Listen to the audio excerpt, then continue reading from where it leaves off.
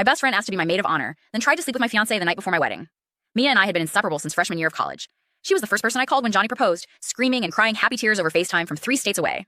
When I asked her to be my maid of honor 6 months later, she said it was the greatest honor of her life and immediately started planning. For 8 months, she helped with everything: dress shopping, venue visits, menu tastings, where she remembered my allergies. She threw me the perfect bridal shower, organized a bachelorette weekend that was exactly my style, and even drove 2 hours to help stuff wedding favors the week before. I trusted her completely.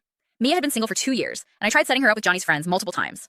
She always said she was too picky, that most guys weren't worth her time. She'd joke about being the eternal bridesmaid, but never seemed bitter about my happiness.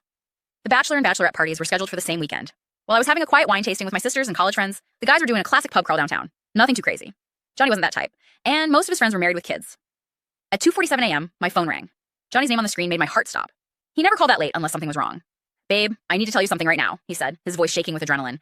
"Mia just left my hotel room, and I need you to know exactly what happened." The story came out in broken, angry pieces. She'd shown up at his door in black lingerie, claiming she needed to talk about something urgent regarding tomorrow's ceremony. When he let her in, confused and concerned about what could be so important, she'd immediately kissed him and confessed she'd been secretly in love with him since the day we'd introduced them. She said she couldn't watch me marry you without telling me how she felt. Johnny continued, still processing what had happened. She said you'd never have to know if I just gave her one night, that you deserved better than someone who didn't choose you completely. I pushed her away and told her to get out, but she kept trying to convince me we were making a terrible mistake. I sat in my childhood bedroom at 3 a.m., my wedding dress hanging on the closet door, trying to process that my best friend had just tried to destroy my life 12 hours before the most important day of it. The next morning, Mia showed up with coffee and bagels, acting like nothing had happened. She helped me into my dress, fixed my train, touched up my makeup when I teared up, and took photos with the bridal party. She looked me directly in the eyes and said, "You look absolutely perfect, Kissa."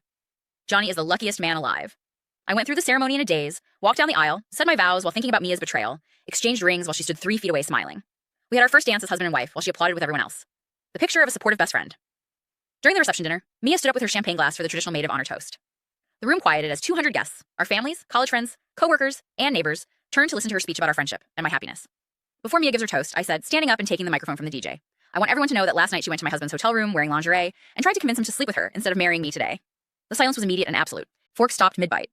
Conversations died mid-sentence. Mia's champagne glass slipped from her trembling hand and shattered against the floor. That's not what happened. Mia finally found her voice, her face flushed with panic and embarrassment. "Kissa, you're misunderstanding. Johnny told me immediately because that's what honest partners do," I continued, my hand shaking under the table, but my voice steady.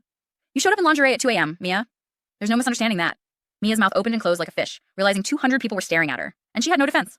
Hotel security quietly escorted her out while she whispered desperate apologies that nobody wanted to hear. The reception continued after a few minutes of awkward murmurs, and the energy was genuinely better without her toxic presence. I didn't lose a maid of honor that night. I lost dead weight.